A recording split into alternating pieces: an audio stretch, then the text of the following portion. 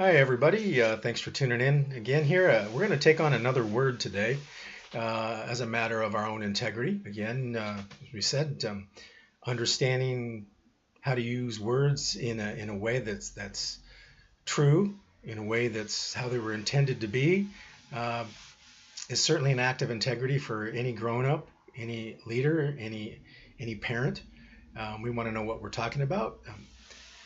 It might be easy to say, hey, absolutely, I totally agree. However, the trick here, we're all human beings, is that, um, we go through a lot of conditioning. We experience our lives, and grow up in families and communities, etc. And, truth is, when we're young, we're like sponges. We soak up all this stuff, and it becomes part of our subconscious mind, and we begin to, to use words and think we know what they actually mean, when in truth we've never really studied them. We've just kind of been in an ongoing series of experiences where we kind of took away this particular meaning. We don't often realize until later in life, when we try to apply our definitions and the particular positions that we've taken, and they're not as effective as we hope. In the last video presentation, we talked about the word respect and how oftentimes, people think that the word respect actually means obedience, and this is a big one for parents and leaders. When oftentimes adults feel like they want their respect from their family members or their children, and in truth they're asking for obedience. And what happens, of course, is that creates tension and conflict.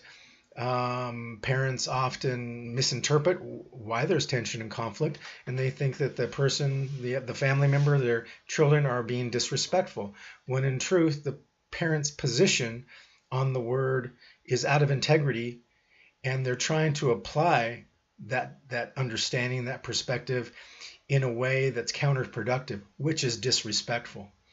Um, so that in a nutshell is kind of what we covered in the last video. The word that I want to touch on today is the word understanding. Have you ever been in a conversation with somebody and you're trying to convey how you're feeling or what your experience was, and they kind of go, oh, I know, yeah, I get it, I understand. But you keep trying to tell them how you're feeling over and over again because you never really feel understood. Although the person who's listening says, oh, yeah, I get it. I understand. And it's almost like they're saying it in a way where they're trying to hurry things along. On the surface, the person says they understand. But in your body, in your heart, in your gut, you totally know they just don't get it. And you come away from that experience feeling pretty unsatisfied. As you can imagine, in my last 10 years of my career as a family therapist, this is one of the goals that families have a lot, which is to be understood. I just want to feel understood. I don't feel like people understand me, is what people say oftentimes. And I'll have a parent, for instance, who will say, yeah, I get it, I understand. I don't know what the problem is. I listen. But somehow, the child still feels not understood. And so one of the corrections, one of the shifts in position I offer parents is this. Again, remember, I like to keep things simple. Simplicity is a sign of the mature mind. A mature mind knows the joy of paradox, where less is more. The immature mind enjoys the accumulation of knowledge and things of this nature, and where things are complex. The mature mind likes to reside in simplicity. Einstein said, everything should be made simple. Not necessarily simpler, but simple.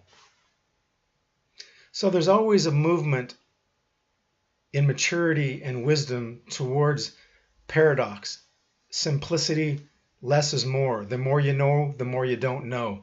Things like that. That's the mature mind understands the joy in that. And so we want to move towards simplicity. I think, the word understanding is pretty straightforward, isn't it? It's just to stand under. To stand under. When I've tried to break this down for people who attend my presentations in groups, I often bring in a plant stand about 3.5, 4 feet tall. A beautiful plant stand. A work of art, actually. And I'll sit it there and I'll ask those who attend, I'll say, what is this? And they'll say, well, it's a stand. It's a plant stand. What is the purpose of it? The purpose of it is to elevate.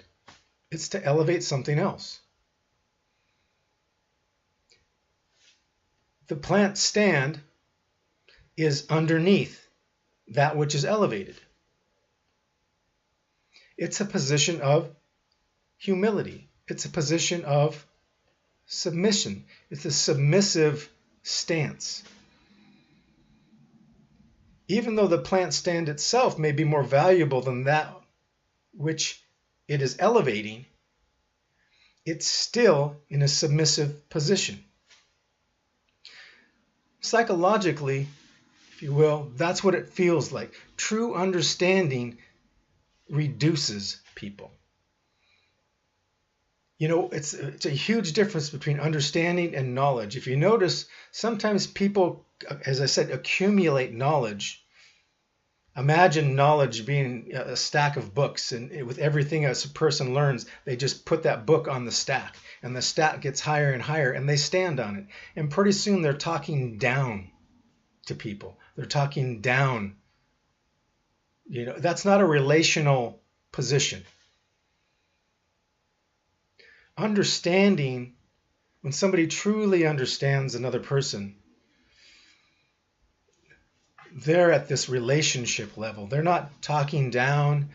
They're right there in the same boat with the person, where they're experiencing empathy. To truly understand somebody, to truly understand somebody's sadness or fear or love or joy, brings us down right to that level. That's how you know the difference between knowledge and understanding. True knowledge, understood, leads to humility, leads to wisdom. Until that conversion takes place, there's an old saying, a little knowledge can be a dangerous thing. People get too full of themselves.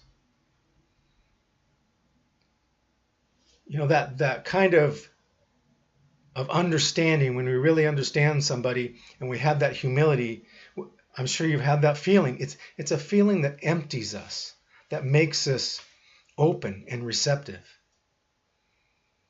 makes us available for relationship. Where knowledge can often, as I said, can be like something that a person gets too full of, and a person gets too full of themselves. And so they think they know it all, or they think they know what a person might be saying, but they're really not understanding it.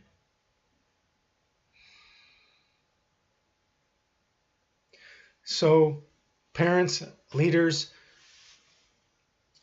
take note of that. That let that be your goal. Let that be your destination, humility.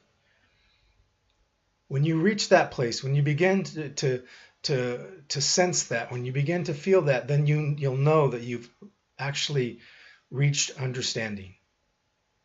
And the person who we're with will feel understood. They'll feel cared for. They'll feel connected. They'll feel bonded.